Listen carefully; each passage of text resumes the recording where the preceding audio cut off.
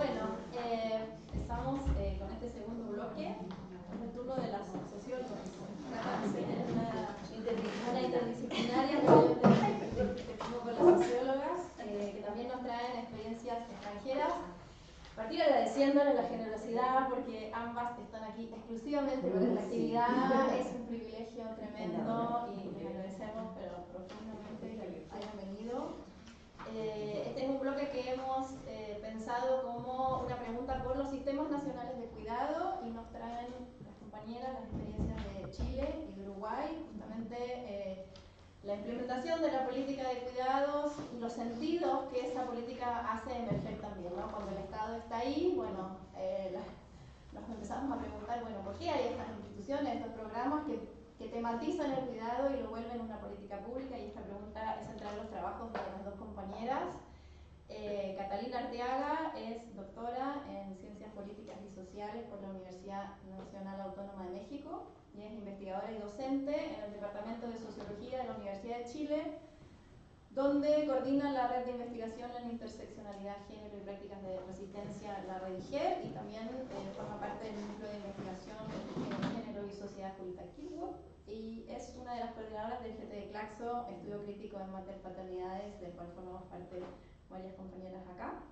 Bueno, Catalina lleva muchísimos años estudiando, investigando, enseñando en Chile y en México estos temas relacionados con el campo de la sociología del género, los cuidados y la familia.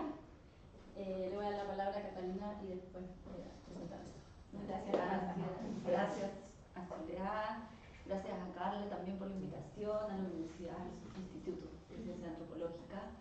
Muy contenta de estar acá, no venía hace muchos años, vine muy cortito y espero poder venir, ¿no? Así que esperemos que algo más largo y también feliz de poder estar con las compañeras, compartir. Bueno, con Soledad hemos participado en distintas investigaciones y también en la red IGE, y ojalá que el trabajo podamos seguirlo en adelante, ¿no?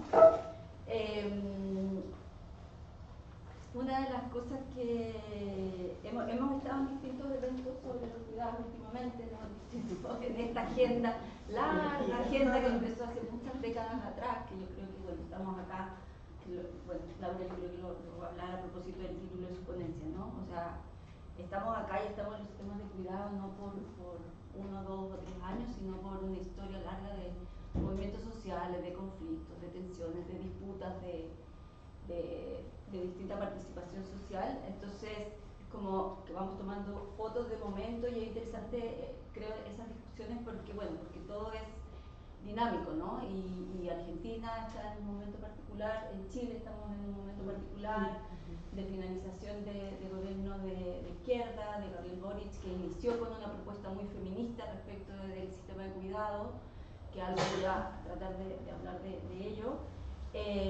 Pero en una coyuntura en que no sabemos si va a seguir la izquierda, que lo más probable es que no, y que lo más probable es que haya un gobierno de derecha, entonces también de retrocesos, que es parte de la historia de América Latina y que conocemos bien y que también conocemos bien qué pasa cuando viene la derecha y retrocedemos, ¿no? Entonces creo que conversar en estas coyunturas también nos permite mirar la historia desde ahora y también, bueno, ver cómo seguimos y cómo articularnos políticamente para poder seguir y profundizar y no retroceder, ¿no? Entonces, bueno, yo preparé algo bien, como tratando de ser lo más ordenado posible para no colgarme en el tiempo. Voy a dar algunos datos muy breves del contexto de Chile en términos de los cuidados, algunos datos actualizados que tienen que ver con el contexto de los cuidados en algunos aspectos particulares, del Sistema Nacional de Apoyo al Cuidado, los avances y desafíos y reflexiones finales, ¿no?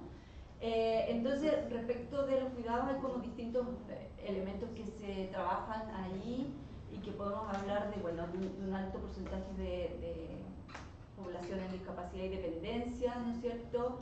Donde sabemos que en América Latina las mujeres, ¿no es cierto?, son la mayoría de todas las etapas de la vida, y sabemos que el cuidado es una de las desigualdades más importantes. y también que hay una baja, o sea, una ausencia, digamos, en términos de la posibilidad de cuidado y de contar con personas cuidadoras. Una de las cosas quizás de avances de este gobierno ha sido, o de este periodo más bien, ha sido contar con un registro de personas cuidadoras, que es uno de los elementos importantes en términos de datos, ¿no?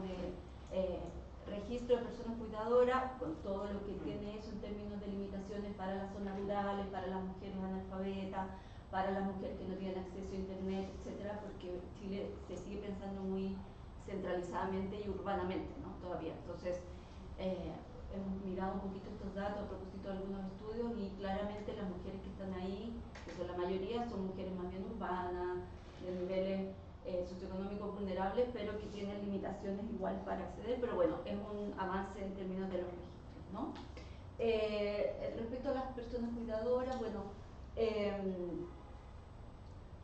el 71% de la población de dependencia recibe cuidado por parte de una mujer, y una cuestión importante que se ha ido viendo en Chile es el aumento del envejecimiento, y por tanto muchas de las mujeres que cuidan son mujeres, son adultas mayores y son pobres, ¿no?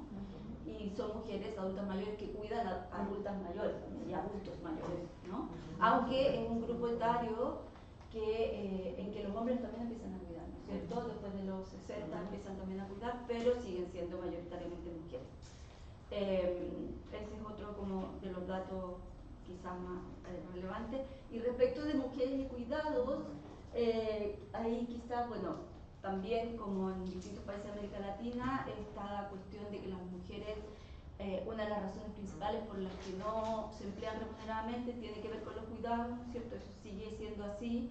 Sabemos también que a partir de la pandemia eso se agudizó muchísimo, ¿no es cierto? Y que la pandemia implicó un retroceso en términos de inserción laboral muy fuerte, que en Chile recién se está recuperando a 2 dígitos, pero eso implicó, claro, más precariedad, mayor vulnerabilidad, ¿no es cierto?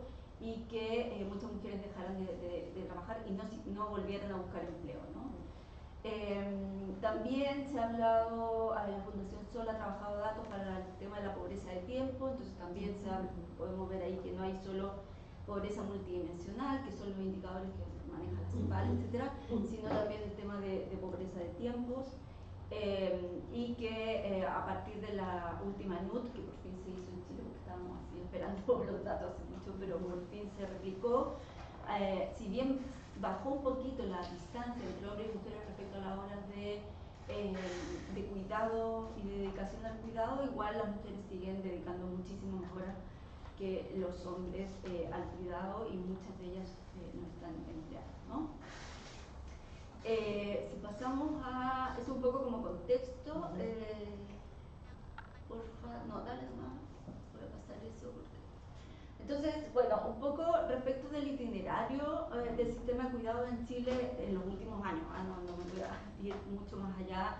Sabemos que, o sea, en Chile las políticas de cuidado y las políticas de apoyo y solidaridad en términos del Estado social empezaron con Bachelet, más allá de las diferencias que uno pueda tener políticas, ¿no? Pero fue una presidenta que sí impulsó programas de apoyo y de solidaridad, o con un enfoque más solidario, ¿no? Lo que quería un poco mostrar aquí, dale por favor, gracias, es cómo mirar la política del sistema, ¿no? O sea, igual les quiero mostrar algunos de los componentes del sistema, etcétera, pero el énfasis que quería mostrar acá tiene que ver con la perspectiva de las políticas públicas como un espacio de relaciones de poder, de relaciones de disputa, y un espacio también discursivo a propósito de lo que hablaban antes las compañeras, ¿no? O sea, cómo las políticas públicas nos hablan de una confluencia de actores institucionales, ¿no es cierto?, organizaciones, representantes de la sociedad civil, movimientos sociales, ¿no? Y que la posibilidad de articular esas políticas públicas, de que se lleven a cabo, de que se pongan en la agenda, etcétera, tiene que ver con interacciones, alianzas y conflictos, ¿no?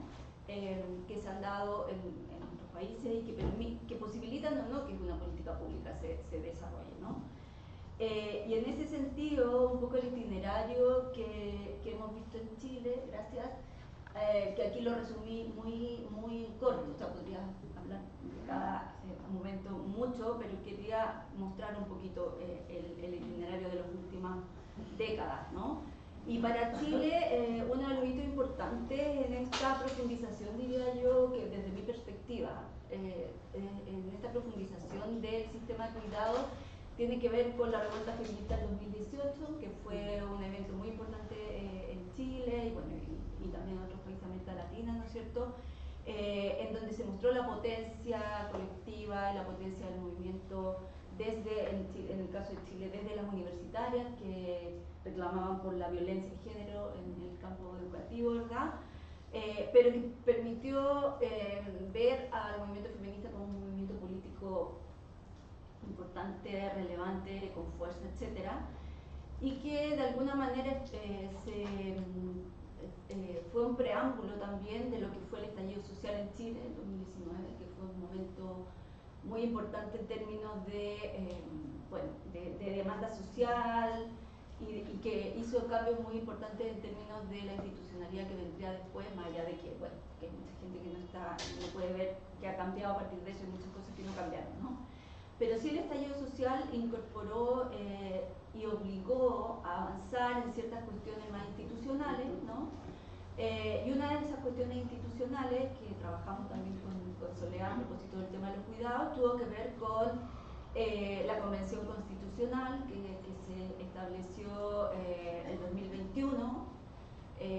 Chile es un país que en general el movimiento social buscó una transformación constitucional que lamentablemente no logramos, pero que algunos creemos que eso impulsó cambios y esperamos que todavía se puedan retomar, ¿no es cierto? Y que impulsó cambios más en términos quizás del sentido común respecto de ciertas cuestiones, ¿no? Y una de las cosas que yo considero y hemos estudiado un poco tiene que ver con el sentido común respecto de los cuidados, respecto del papel del Estado en relación a los cuidados, respecto de la construcción quizás de relaciones de género de otra manera, etc. Y esa discusión que se dio en el marco de la Convención Constitucional en 2021 permitió incorporar el derecho a los cuidados en una propuesta constitucional que fue rechazada, pero que ahora fue retomada en el gobierno de Boric y se incorpora, ¿no? Es decir, ahí es interesante ver cómo los movimientos sociales, políticos, la forma en que trabaja, creo yo, también el feminismo, ¿no? Y la forma en que se articulan los movimientos sociales permite también como estos juegos, que es muy interesante mirar mucho más en un zoom, mucho más quizás específico, ¿no? En las tramas políticas que ahí se tejen, de cómo desde el movimiento social, el estallido social, el feminismo, a una convención constitucional que fue muy institucional, se buscó una vía para llegar a establecer el derecho a los cuidados que lamentablemente no fue aprobada, pero que sin embargo, por la coyuntura también de haber ganado un gobierno de izquierda relacionado con estos hechos, permite y posibilita que avancemos en este sistema de cuidados que hoy día estamos a punto de aprobar como ley, digamos, y sancionar, ¿no? Entonces, ahí hay un vínculo como de los movimientos y de la articulación social que a mí me parece muy importante como algo que se va tejiendo, digamos, con el tiempo. Es decir, la política de cuidado que tenemos hoy día en Chile no tiene que ver solo con los gobiernos, creo yo, y con la cuestión más institucional y formal, sino que hay ahí una articulación importante del feminismo y los movimientos políticos que están ahí, ¿no? Ahí un elemento interesante, podemos ver ahí una cita de lo que se llamó la colectiva feminista, que fue como las mujeres de distintos partidos políticos, movimientos sociales se articularon en esta convención constitucional para avanzar en términos de las demandas de género. Y de hecho en ese contexto de la convención y de la propuesta constitucional, la forma y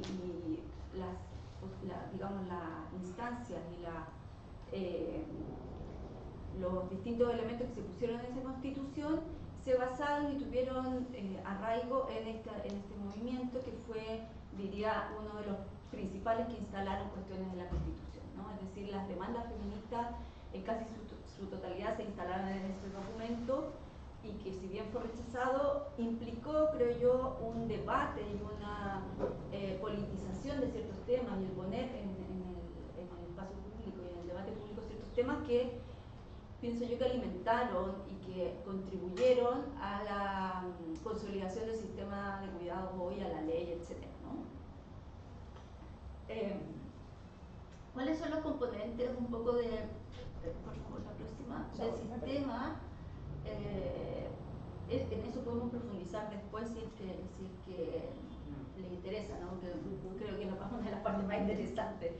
Pero bueno, igual les quería contar un poquito del sistema. El sistema, bueno, como decíamos, un sistema que empezó con Bachelet en términos de los programas, y el sistema lo que hace en el gobierno de Boric, lo que se busca a través de el Ministerio de Desarrollo Social y el Ministerio de la Mujer y Equidad de Género, es articular distintos programas y distintas iniciativas que se habían dado en las décadas anteriores, ordenar esto, profundizar y mostrar y, digamos, desarrollar algunos componentes novedosos, pero no tan novedosos tampoco, ¿no? Si podemos pasar a la siguiente. Entonces, bueno, en términos de instrumentos, sabemos que Chile ha ratificado distintos instrumentos internacionales, hay normativas sectoriales, y hoy en día el momento en que estamos es que hay una aprobación en las dos instancias, Cámara de Diputados y Senadores, del proyecto de ley que reconoce el derecho al cuidado y que además crea el Sistema Nacional de Apoyo y Cuidado, ¿no? ¿Cuáles son los avances? Algunos de los avances, si podemos pasar a la siguiente, en términos del sistema. Como decía, el tema del registro, ¿no es cierto? El registro de personas cuidadoras en el registro social de hogares. La estrategia intersectorial Chile Cuida, que en el fondo es la articulación de los distintos programas en los distintos ministerios. Y una cuestión quizás novedosa, que se retoma de la experiencia de Colombia sobre todo, es la creación de los centros comunitarios de cuidado, que es como una de las pocas cosas, diría yo, que el gobierno va a poder como, digamos, mostrar en términos de avance, en términos de política pública y en términos quizás del apoyo a las mujeres o de la mirada un poco de género que esperaba tener, ¿no? Se plantea construir 100 centros comunitarios de cuidado a lo largo de Chile en el país. Ya hay distintos centros comunitarios de cuidado donde se entrega principalmente apoyo a las personas cuidadoras mientras se cuida a la persona cuidada, ¿no? Entonces se entrega desde apoyo psicológico, psicosocial y otros tipos de apoyo en estos centros en donde van principalmente las mujeres a acudir. Por supuesto que igual ahora en la Chile estamos haciendo una evaluación de estos centros y hay, bueno, distintos problemas, ¿no? Desde que está el centro pero no hay dinero para contratar al personal del centro, hasta que hay programas que no son tan útiles o que las mujeres no consideran tan útiles. ¿Es solo para niños o sí, cuidadoras de niños o cuidadoras de cualquier no, de cualquier grupo? Los cuatro digamos, los cuatro grupos a los cuales está dirigido el centro tienen que, o sea, la política, el sistema son las personas cuidadoras, que es algo nuevo, digamos, las personas cuidadoras son un componente novedoso de este sistema para el caso de Chile. Las personas con discapacidad a través del SENADI, que es un ministerio, adultos mayores, niñas, niños y adolescentes, ¿no? Entonces, todas estas personas tienen posibilidades de acceder a distintos programas. Ahí están los programas, no me voy a detener. Sí, quizás señalar que en términos de orientación, y yo creo que esa es una de las cuestiones más complejas y que todavía nos planteamos, sobre todo desde el feminismo, ¿no? Es cuáles son los cambios, ¿no? Cuáles son los cambios, cuáles son las nuevas orientaciones, en la medida que, claro, hay más dinero, hay más programas, hay más acceso, pero los roles de género, el que las mujeres permanezcan en la casa, etcétera, siguen siendo reforzados, ¿no? Entonces, ¿cuáles son los desafíos? Si podemos pasar a la siguiente.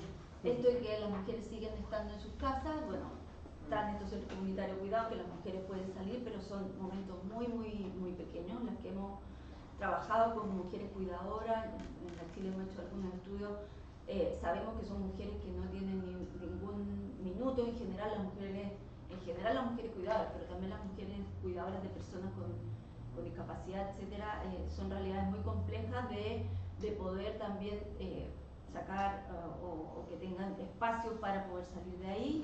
Hay una cobertura desigual en términos de territorialidad, en términos de lo rural, urbano, etc. Y además en términos de financiamiento, si bien hay un aseguramiento del proyecto para los próximos años, no hay un aseguramiento del sistema para adelante, ¿no? Entonces eso igual es algo súper complejo que nos pasa a los países en términos también de lo que va a pasar en el futuro, sobre todo si hay un cambio de gobierno. Y para finalizar, pasemos a la siguiente, por favor.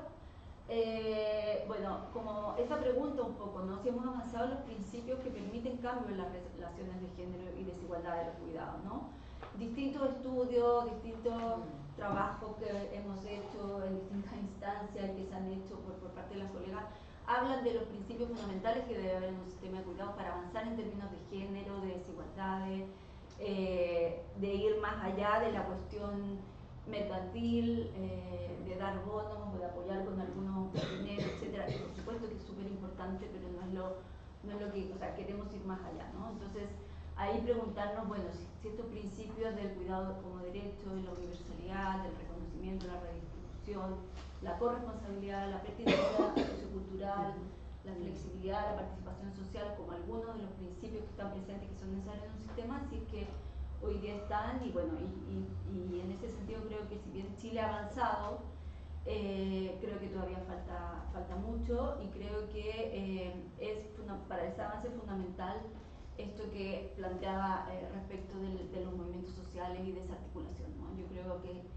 en la medida que el feminismo, los colectivos, etcétera, sigamos empujando, podrá haber avance, ¿no? Pero en la medida que eso esté disociado y que solo haya una cuestión como institucional, es difícil, yo creo, avanzar mucho más. Eso, gracias.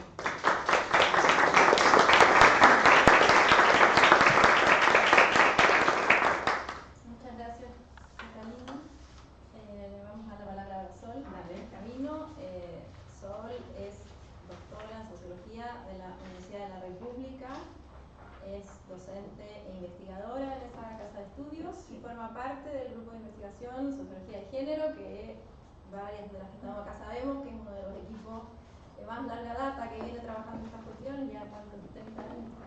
Y el equipo se formó en el 93. Claro. Rosario Aguirre. Un equipo de muy larga data trabajando en esta producción de conocimiento en relación a los cuidados, y una cosa que me parece particularmente significativa es la relación que tienen estos equipos con la producción de política pública y el diálogo entre academia y Estado, que me parece que ahí tenemos un buen camino para aprender de la experiencia de las uruguayas. Así que otra vez te agradezco mucho por haber venido y te damos la palabra. Me voy a poner el cronómetro porque acá Cata me está educando. Cronómetro, ahí vamos.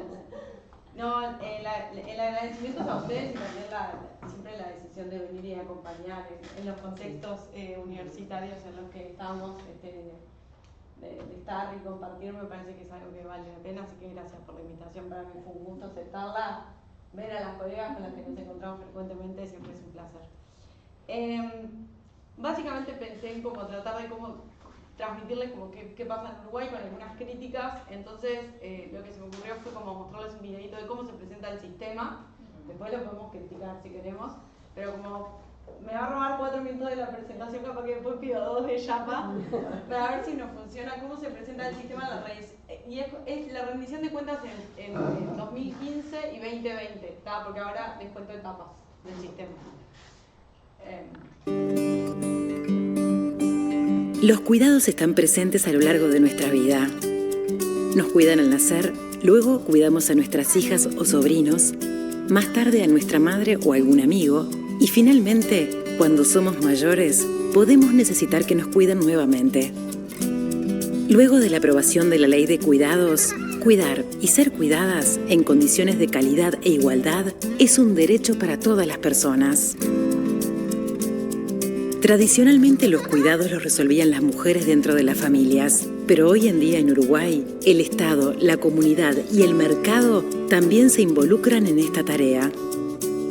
Las personas mayores y con discapacidad en situación de dependencia, las niñas y los niños, así como sus familias, han podido mejorar su calidad de vida. Pero no solo eso, También las personas que cuidan de forma remunerada, en su mayoría mujeres, pueden acceder ahora a formación y empleo formales que dan valor a esta importante tarea. Necesitamos un sistema de cuidados para vivir en una sociedad más justa, donde las mujeres no vean relegados sus proyectos porque tienen que cuidar. Tenemos que dejar de ver esta situación como natural e involucrar a los varones para que las tareas de cuidado se distribuyan de una forma más igualitaria. Las niñas y niños que hoy cuidamos son las trabajadoras y los trabajadores de 2040, que deberán tener las mayores capacidades posibles para generar la riqueza que sustente el desarrollo. Además, en una sociedad con muchas personas mayores, vamos a necesitar que todas las mujeres que hoy no trabajan, porque deben cuidar, puedan hacerlo. Por estas razones es que la inversión en cuidados hoy es condición del bienestar futuro y ya ha empezado a cambiar el presente de muchas personas. Él es Aníbal, tiene 72 años. Toda su vida trabajó en una confitería. Ahora asiste al centro de día de su ciudad, donde descubrió una de sus pasiones, el teatro. Perdió el miedo escénico y sacó a la luz al gran actor que tenía dentro. Y acá está Lorenzo, un niño de casi 2 años. Todos los días asiste al CAIF de su barrio, un espacio pensado para la primera infancia en el que puede desarrollarse y crecer feliz. Ellos son Elisa y Pablo, padres de Catalina, una niña de 8 años. Desde que Rosana cuida a Cata, Elisa pudo retomar el horario completo en su trabajo. Además, Rosana, la asistente personal, se formó en atención a la dependencia y hoy cuenta con un empleo que le permitirá jubilarse en un futuro. Este bebé es Benjamín, hace unos meses que nació. Martín, su papá, se tomó la licencia de medio horario para cuidar, una oportunidad para vincularse y disfrutar de la crianza, mientras su mamá continúa trabajando en su estudio contable. Mateo fue el primer inscripto en un centro de cuidados que existe gracias al acuerdo entre el Estado, las empresas y el sindicato del sector en el que trabajan su papá y su mamá. Ahora, mientras él está cuidado, pueden trabajar y construir su casa. Y ella es Flor del Alba, tiene 86 años y vive sola. Con teleasistencia se siente segura y protegida, porque sabe que solo con apretar el botón Buenas tardes, Flor del Alba, ¿se encuentra bien? tiene a una persona dispuesta a ayudarla. Todas estas historias y muchas más son hoy posibles. El sistema de cuidados te cambia la vida. More modern city buses, renovated stations.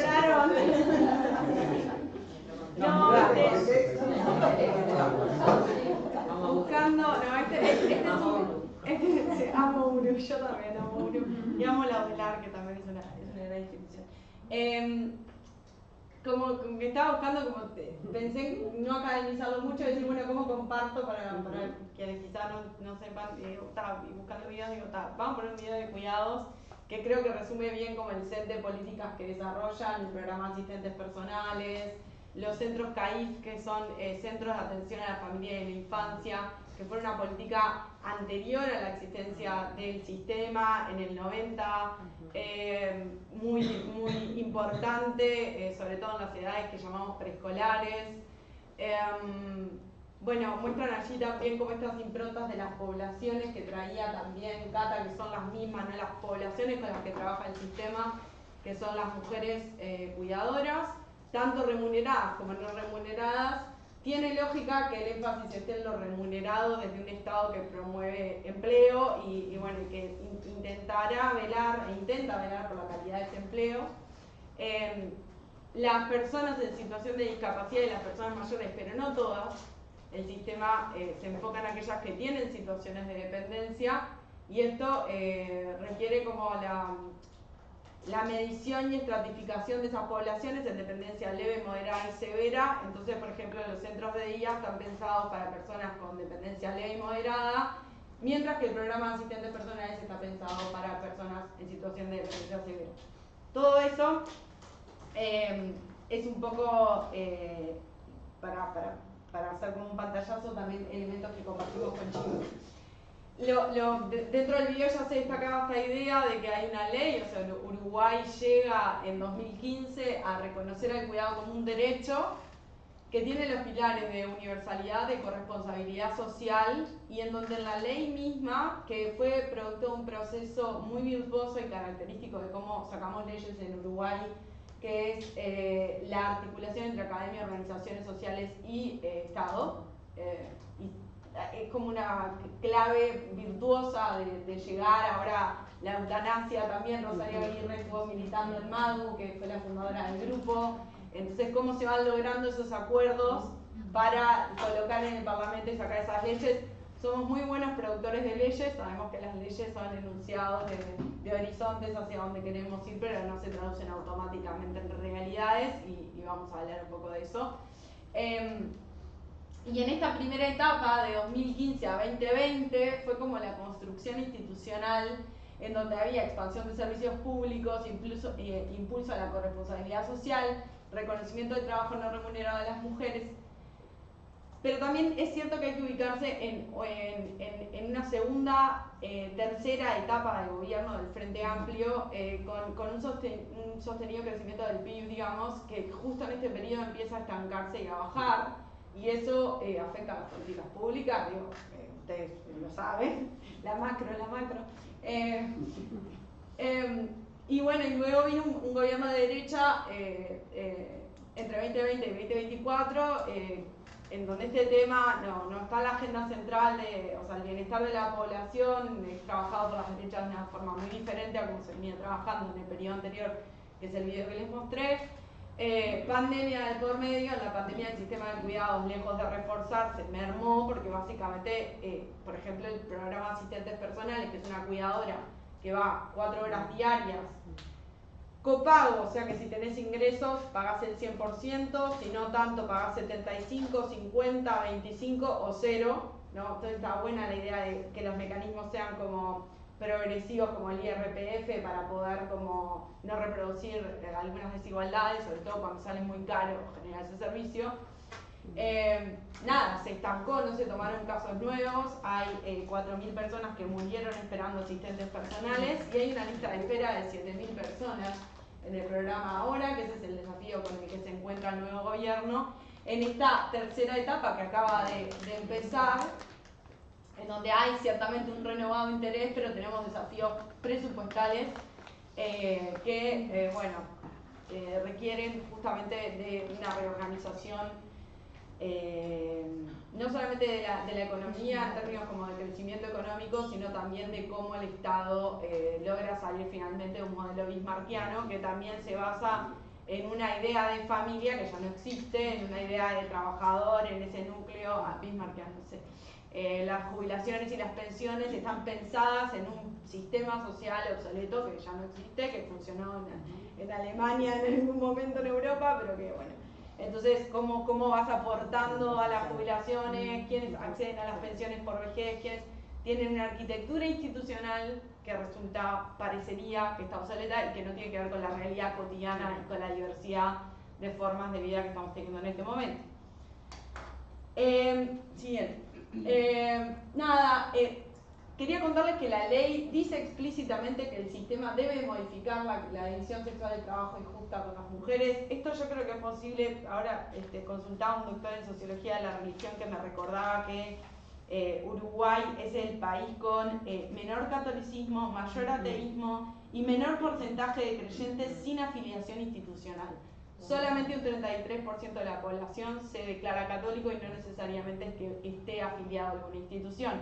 Y esto es importante porque a la hora de pensar estados, esa categoría no es unívoca, ¿no? Y lo vemos. No es lo mismo hablar del Estado en Chile que hablar del Estado en Uruguay, que hablar del Estado en Argentina. Y en esa asamblea común o espacio de lo común que en los acuerdos democráticos nos hemos dado para justamente debatir y hacer, ya no desde la protección que implica un ejercicio coercitivo, porque quien protege, como el señor feudal, protege ante una amenaza, pero quien cuida hace otra cosa, no protege. Entonces, desde ese lugar es muy distinto como desde qué estados vamos a pensar y qué posibilidad de ser Estado tenemos, ¿no? Y de que el Estado no quede como una cosa, que es algo que en Uruguay lo vivimos muy patente, o sea, no nos sentimos necesariamente fuera del Estado, sino parte del mismo, entonces como...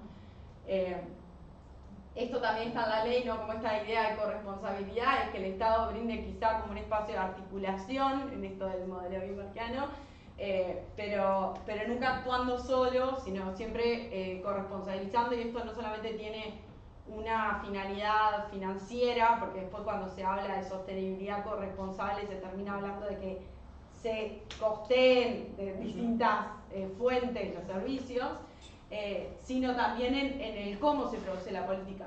Y en la siguiente les cuento un poco que el sistema tiene una arquitectura institucional en donde hay una Junta Nacional de Cuidados, que es el órgano estratégico y de gobernanza, donde hay representantes de distintos ministerios, ¿tá? Todos los ministros de todos los ministerios, pero también están del Banco de Previsión Social, del Instituto Nacional y Adolescente del Niño, de la Administración Nacional de Educación Pública. Eso es una Junta de Cuidados que sesiona cada 2 meses. Luego está la Secretaría Nacional de Cuidados, que es como la, entre comillas, como dirección institucional adentro del Ministerio de Desarrollo Social. Esto tiene algunas como consecuencias que el sistema esté dentro del Ministerio de Desarrollo Social. Antes hablaban de los mecanismos de adelanto para la mujer o de tal, para reflexionar sobre en dónde queda realmente en la arquitectura institucional los temas de género y tal. Ahora en la asignación presupuestal para políticas de violencia de género no se asignó nada, para el sistema de cuidados es muy poco, y se va a focalizar en primera infancia. ¿Por qué? Porque estamos teniendo un problema que se pone como un problema novedoso, pero que no lo es, que es de la infantilización de la pobreza. O sea, hay unos niveles de pobreza en los hogares con niños y niñas muy elevados, pero también los hay en los hogares, por ejemplo, con personas de 64 años a 70, de aquellas que no reciben jubilaciones y pensiones, un 10% de los hogares son pobres. Entonces, como siempre, hay una cuestión de dadaísmo estatal de contraponer poblaciones, que es opuesta al paradigma de la interdependencia, porque además los hogares colaboran entre sí, las redes de cuidado son complejas, pero claro, en esto del gobierno, el Estado sigue con esta cuestión de separar para gobernar, ¿no? Que es lo mismo. Es lo mismo que pasa con la focalización de las políticas. Finalmente no es que todo el mundo tiene derecho a un asistente personal. Tienen derecho a un asistente personal una persona de 80 años y más con dependencia severa, y además, bueno, el tema de los recursos, que es para todo el mundo, pero el copago. Tiene derecho a... Entonces hay un paradigma de avanzar hacia la universalización, se le llamó universalización progresiva, que parece un oxímoron en la política pública. O sea, ¿es universal o no es? O sea, a mí me parece que la categoría universal es dicotómica. La realidad no lo es, pero la categoría esa debería serlo. O es universal o no es universal. Universalismo progresivo, entiendo, es como decir, avanzaremos lentamente, no sabemos cómo, hacia el universalismo. Pero el hecho es que las políticas están todavía muy focalizadas. Y los desafíos presupuestales de esta etapa nos tienen bastante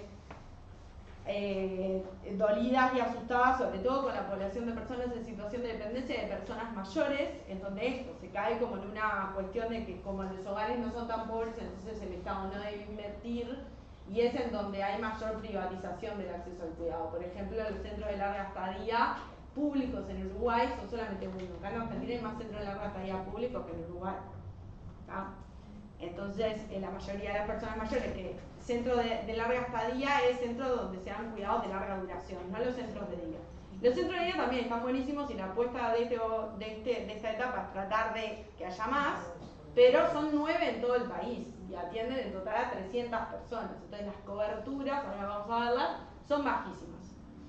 Finalmente está el Comité Consultivo de Cuidados, en este momento Caña Batey es la titular y yo soy la suplente por la Universidad de la República. En ese espacio estamos representados actores, académicos, las empresas de teleasistencia, el INAU, o sea, todo, de nuevo, mujeres, etc.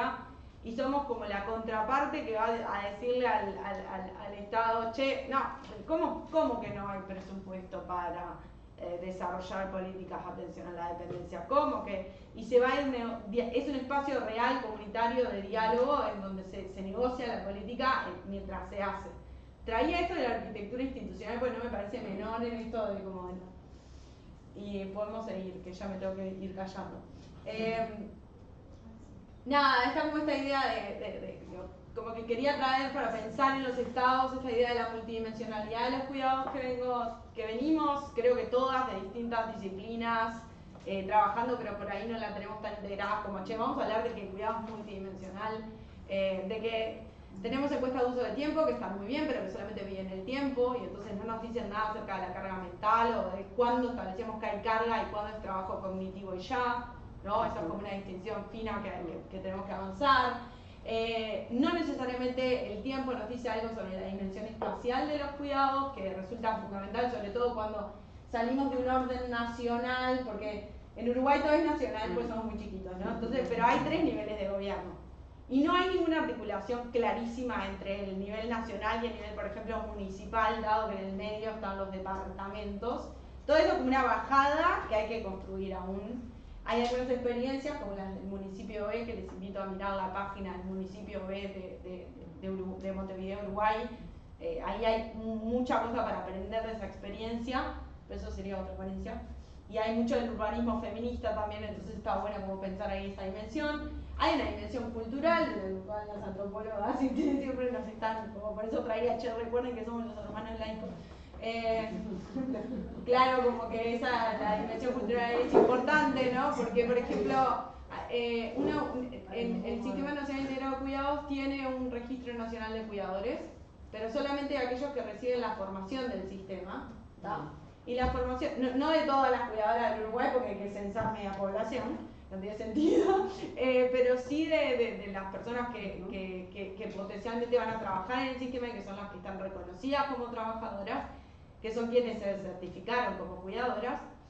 Y para la organización de algunos programas, como el de asistentes personales, como se promueve la desfamiliarización del cuidado, pero no porque las familias sean malas o no quieran cuidar o lo hagan mal, sino por la idea de liberar el tiempo. Y como está tan naturalizado, una de las reglas de ese programa es que la cuidadora que se va a formar no puede ser miembro de la familia.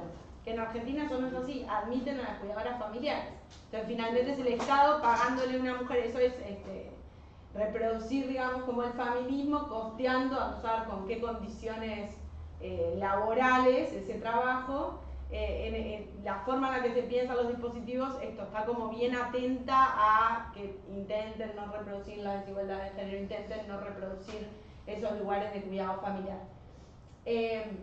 Sobre todo cuando hay una necesidad también técnica en la asistencia, porque acá es bien distinto cuando pensamos en el mundo de los niños y las maternidades, que es una cosa, y cuando pensamos en qué hacemos cuando aparece una paraplegia, el Alzheimer. Yo últimamente me vengo dedicando más a la agenda de personas mayores con dependencia y no tiene nada que ver la forma en la que vas a pensarlos, esos mundos del cuidado, ¿no? Esos mundos de cuidado son bien distintos.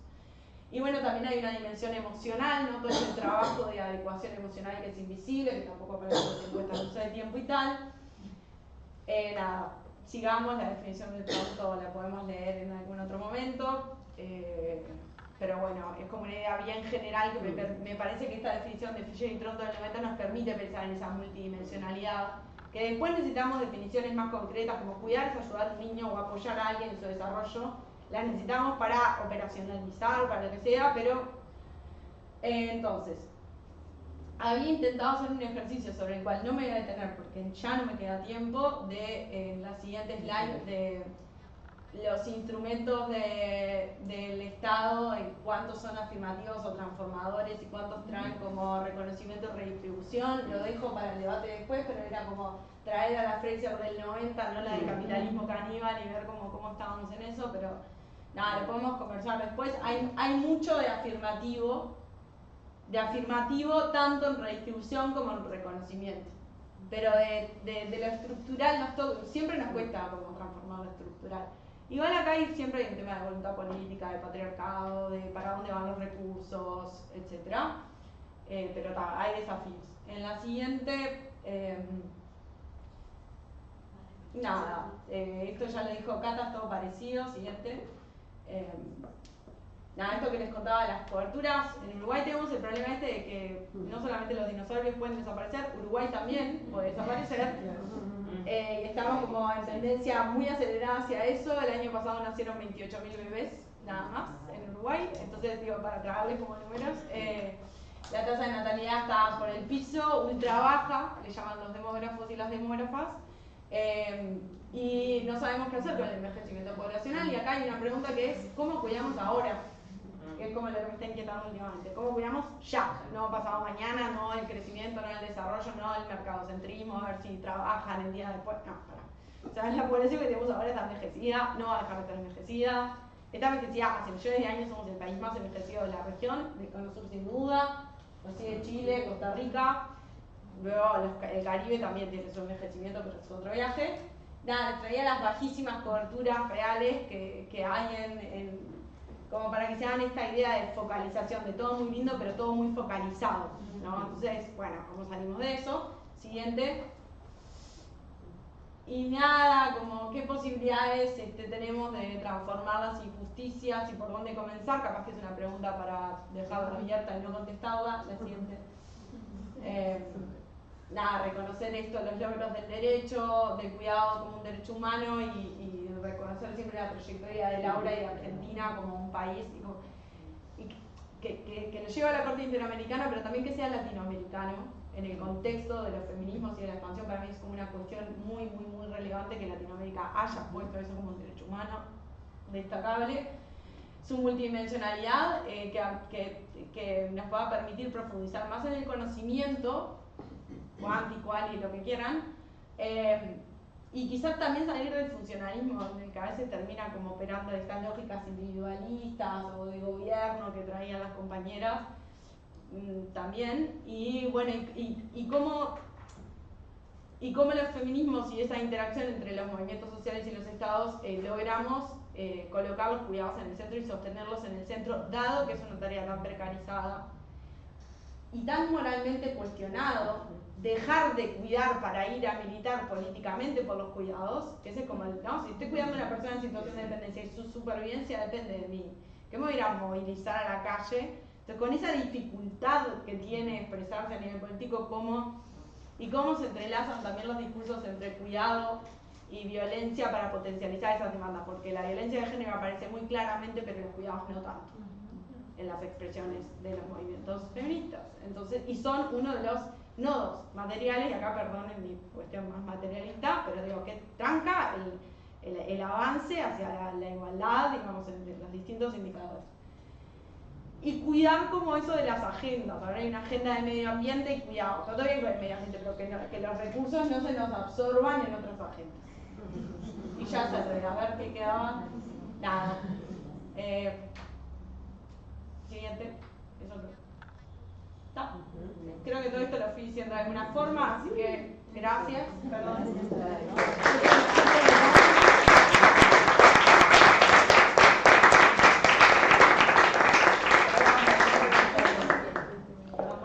Muchísimas gracias, ambas presentaciones muy, muy interesantes. Nos vamos a dar unos minutos para un par de preguntas. Me imagino que hay un montón, yo veía cabezas haciendo bastante, así que les doy la palabra si tienen alguna pregunta.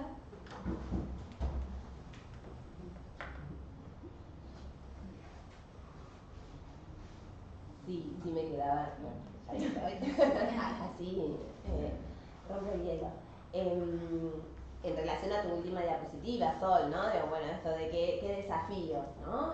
Porque hay una cuestión, sí, de cómo se reproduce la desigualdad también, ¿no? En esto, ¿no? Y cómo esas propuestas y esas políticas pueden llegar a nuevamente segmentar, jerarquizar, ¿no? Y en este sentido creo que es el gran desafío, porque es un logro tan importante, no es porque la tengamos a Laura acá, pero digo, realmente, ¿no? Poder hacer uso de, ¿no? Esto me parece que es muy estratégico, que nuestros países países tienen mucha cultura política, ¿no?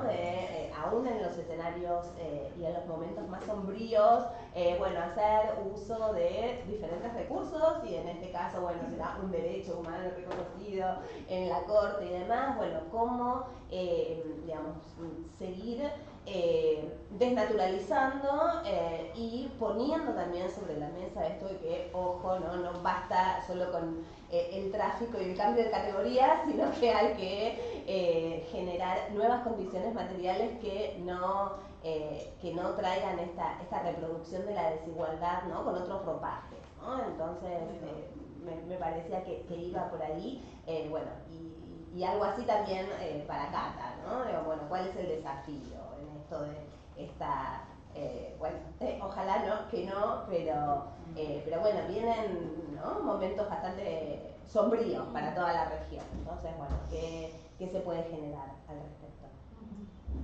No sé si hay más. Sí, te puedo sumar solo una cosa las dos exposiciones me encantaron.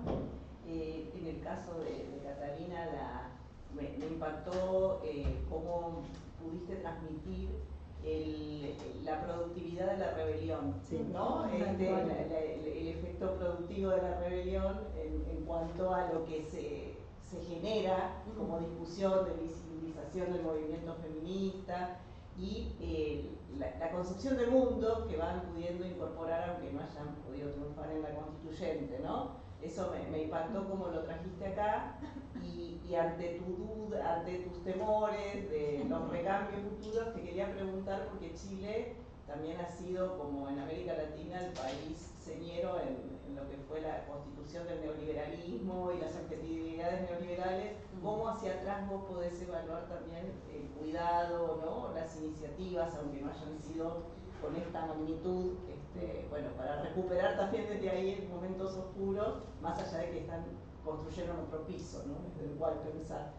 Y en el caso de Sol, ¿no? Me encantó la fuerza, obviamente, que traes, que haya llamado la atención sobre la secularización de Uruguay, ¿no? Me acordaba de Batlle y Ordóñez, ¿no? Que fue el primer presidente con reforma social en América Latina en 1905, o sea, como ya era señero en esa construcción, y cómo esas tradiciones siguen operando para pensar todo tipo de temáticas. Pero vos traés, me parece, algo central, que es, bueno, cómo cuando hay un sentido del cuidado que pone el video, que tiene que ver con la identidad de la formación de un trabajador productivo, ¿no?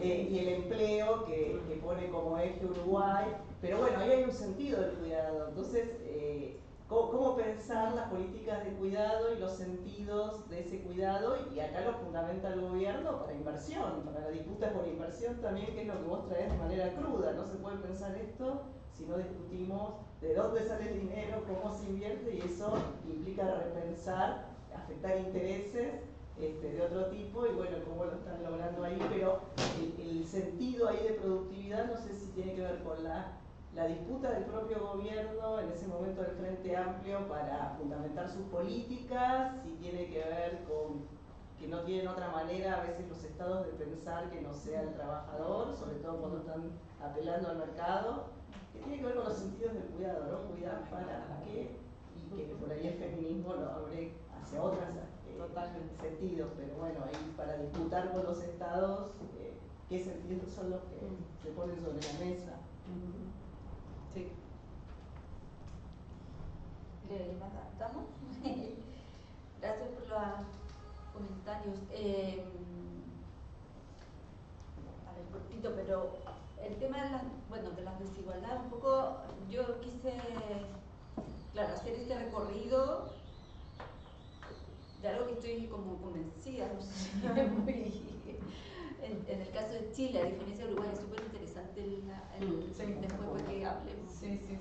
Como la distinción de cómo se empujan las cosas, ¿no? En términos de la sociedad. Entonces, a mí me parece que en Chile la posibilidad de acortar de alguna manera las desigualdades de verdad pasa por el movimiento, los actores, o sea, los cambios que ha habido en Chile en los últimos años tienen que ver con eso, con las demandas a diferencia de Uruguay, en que tú decías este vínculo entre la política, la academia y tal, en Chile no se da. O sea, la élite ahí defiende con uñas, dientes, garras, bombas y todo lo que sea, y lo va a seguir haciendo.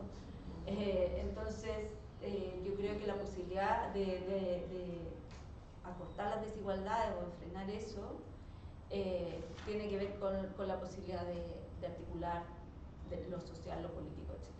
Y en eso no es mi expertise un poco lo que viene, pero igual hay mucha gente que habla de que el estallido, en la medida que no ha habido soluciones institucionales a todas esas demandas, que hay ahí una bomba de tiempo por estallar, ¿no? Entonces, creo que también, y es un poco la estrategia también de la derecha hoy, de no extremar tanto la postura y mostrarse más de centro, bueno, para ganar, qué sé yo, pero porque yo creo que también ven que les puede estallar un estallido 2, ¿no?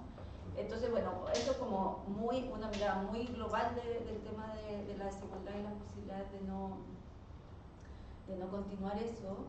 Y lo del neoliberalismo, claro, yo creo que este gobierno de izquierda, hay distintos trabajos que muestran cómo las políticas sociales en Chile, independientemente de los gobiernos post-democracia, han sido neoliberales, y el marco del Estado y de la focalización, etcétera, no permite mucho cambio y movimiento ahí. Entonces, yo en eso, por eso decía, si bien ha habido aumento en cobertura, qué sé yo, son políticas en las cuales el sentido, sí, en la ley también está, el sistema de cuidado debe ser interseccional, va a ser feminista, va a ser, pero de la ley a la práctica, la práctica es muy neoliberal, sin acento tanto o sea, hay elementos de capacitación para las personas, de reconocimiento de sus habilidades, qué sé yo, pero también hay mucho de mercantilización, de incorporar a empresas que den beneficios a las personas cuidadoras, o sea, listas de empresas que dan descuento para los medicamentos, qué sé yo, o sea, que todo entra en un modelo muy neoliberal. Pero sí, bueno, pero eso es para otro, sí hay otra línea que tiene que ver más con las fugas, las resistencias, los cuidados comunitarios, que yo creo que en Chile es fuerte, es importante, está ahí, poco estudiado, poco analizado, pero que existe, está, o sea, igual se cuida todos los días a partir de redes, de vínculos, de organización, etcétera, y creo, y a mí me interesa también como entrar, hacer más estudios en ese sentido también, como de ver qué está pasando más allá de la política, ¿no? Es un poco para iniciar la conversación. Y respecto a como las diferencias de los estados y tal, yo me quedo pensando como pregunta, ¿qué implicará esa diferencia de nombre entre el Sistema Nacional de Apoyo y Cuidado y el Sistema Nacional Integrado de Cuidados? Pero lo dejo abierto porque no tengo una reflexión muy sucinta sobre eso. Pero ¿qué quiere decir apoyar? Porque me queda ahí como una palabra de qué quiere decir apoyo y cuidado. O no está el apoyo dentro del cuidado. ¿Qué quiere decir eso? ¿Es una trampa? ¿Qué es el apoyo ese? ¿Es apoyo a la familia? ¿Le doy algo a la familia para que continúe con su función? No, por ahí, perdón, que No, vale. es súper interesante. El concepto del apoyo es un concepto de los movimientos por discapacidad. Y en realidad lo instalan ante la dificultad de hacer una propuesta integrada con los cuidados. Posteriormente se integra con cuidados. Pero apoyos es, no sé, una persona con discapacidad motora, una silla de ruedas es el apoyo. Entonces no tiene que ver con el concepto de apoyo o de protección que vos decías y demás, sino que es muy específico del colectivo de discapacidad. Claro. Entonces, en Chile, sí, a mí también en su momento, lo hablamos mucho con el ministerio, llamó mucho la atención que lo pusieron antes. Es decir, que el colectivo, y ahí eso tiene que ver con las agendas, ¿no? Y la agenda de los colectivos de discapacidad es muy potente en este momento, en el ámbito de Naciones Unidas también, y entonces lograron ponerlo antes. Pero, es en eso, es como súper específico del movimiento de discapacidad. Claro, y cómo se pone ahí como parte del sistema. Claro, por supuesto, hay una tensión con el feminismo también dice, bueno, con apoyos y dónde está la autonomía y demás, pero bueno, la verdad que no entramos todos re que te bien siempre en las agendas, entonces bienvenido que no es agenda. No, y lo de...